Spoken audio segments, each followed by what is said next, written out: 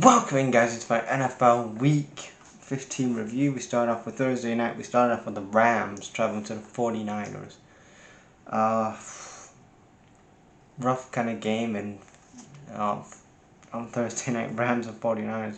Again, you look at these teams in the past, they've had some good games with each other, but this one wasn't so much. A lot of field goals. Yeah, it wasn't too good. The Rams win 12-6 in the fourth to make a field goal. So that was Thursday night. Again, if you think all the Rams 49ers, you think all that be a great game, but we got really two bad teams offensively that weren't good, to be honest. But yeah, Rams win 12-6. Sean McVay defeats Kyle Shanahan once again. Moving on to the Sunday afternoon games. Dolphins traveling to the Texans.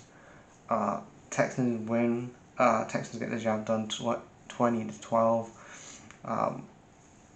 20-12, and 203 for 29 40 throws, 198 yards, one touchdown. Aiken with 12 carries. Not a bad game, and the Texans get the job done. Then we had the Jets travel to the Jags. Both teams are a dumpster fire. Both teams stink. Jets beat the Jags 32-25. Aaron Rodgers versus Mac Jones. Aaron Rodgers gets a win over Mac Jones. Breece Hall gets the touchdown to make it 32-25.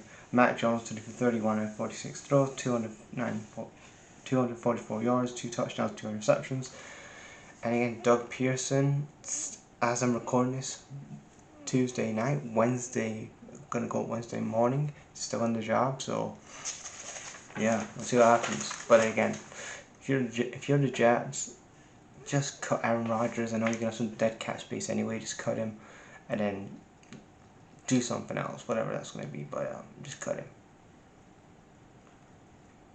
because again, you know, the GM Joe Douglas has been fired.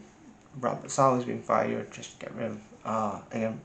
Aaron Rodgers hasn't worked out, and Aaron Rodgers he hasn't been good since 2020, 2021. So.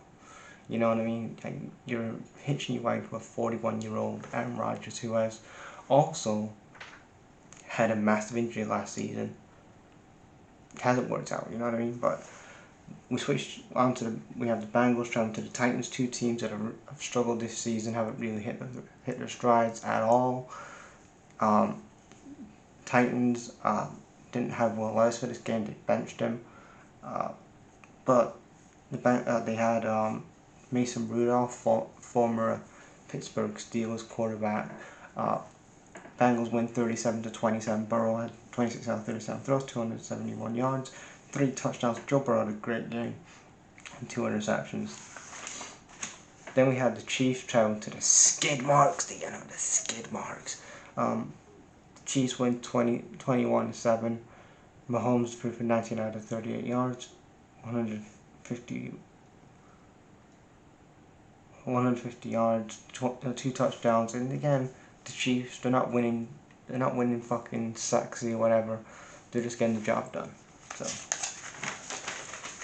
then we have those damn Cowboys. Yeah, those fucking Cowboys. But the Cowboys traveling to the Panthers. Panthers last few weeks, they have been playing really well. They gave the Chiefs a good game about 3 weeks ago. They gave them a fantastic game. Cowboys, Mike McCarthy's still in the job.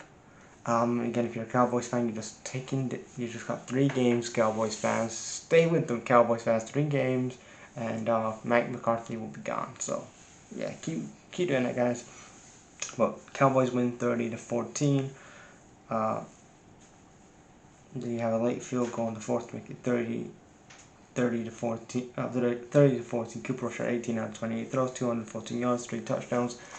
Cowboys keep going on. Then we have the Ravens traveling to the Giants. Going into this game, Ravens were -15.5 favorites. Ravens win 35-14. So again, if you had the Ravens to win and the Giants to cover that spread, not a bad game. But yeah, Ravens win 35-14. Definitely going to be up there as a Super Bowl team this year, absolutely. And Derrick Henry's had a great year.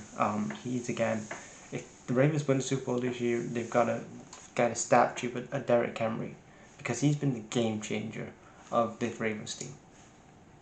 Lamar Jackson had 25 out of 25 throws, 290 yards, 5 touchdowns.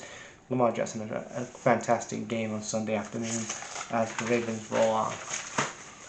Then we had the Commanders traveling to the Saints. Commanders win 20-19. Jayden Daniels had 25 out of 31 throws, 226 yards, 2 touchdowns. Again, you look at the Commanders. They're going for a playoff place. The Commanders. And you look at the Commanders and you look at the Bears with how Jayden Daniels has developed and grown under Dan Quinn, and then you look at Caleb Williams, who has shown great promise, in games and stuff. He's showed he can be the guy in Chicago, but he just had the wrong head coach around him, with Thomas Brown and Matt Eberflus and all these other guys. You look at, and then Jayden Daniels has had a good first year. He's putting up some good numbers, and that just shows how when you have the right system, the right foundation for the quarterback, you're gonna see results. And Jayden Daniels looks like he is the guy in for the Commanders. I know it's only his rookie year, but so far he's impressed me when I've seen him, and the Commanders are going to that wild card spot in the playoffs, which is good for him. Then the Bucks travel to the Chargers. Bucks win 40-17.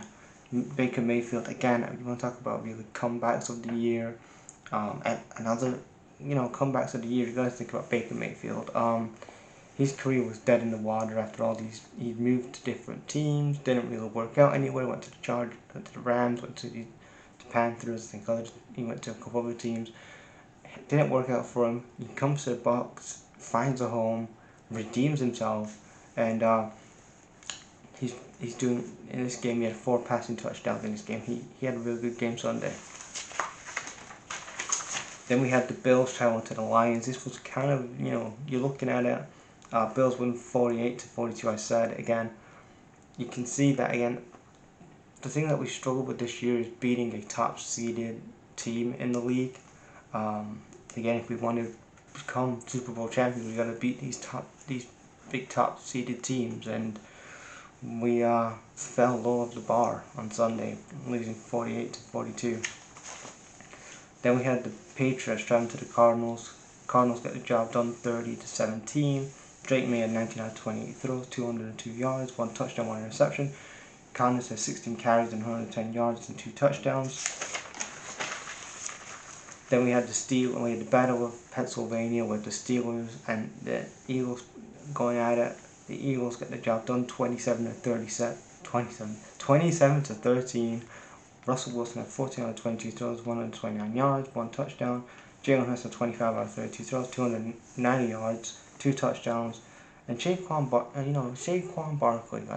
he's had again, you want to talk about Derrick Henry, but he's been putting up some good numbers. Saquon Barkley's been putting up some good numbers too in this Eagles team. So shout out to him. Eagles win 27-13. We have the Colts traveling to the Broncos. Broncos again, they have been impressive defensively this year, and the Broncos win 37-13.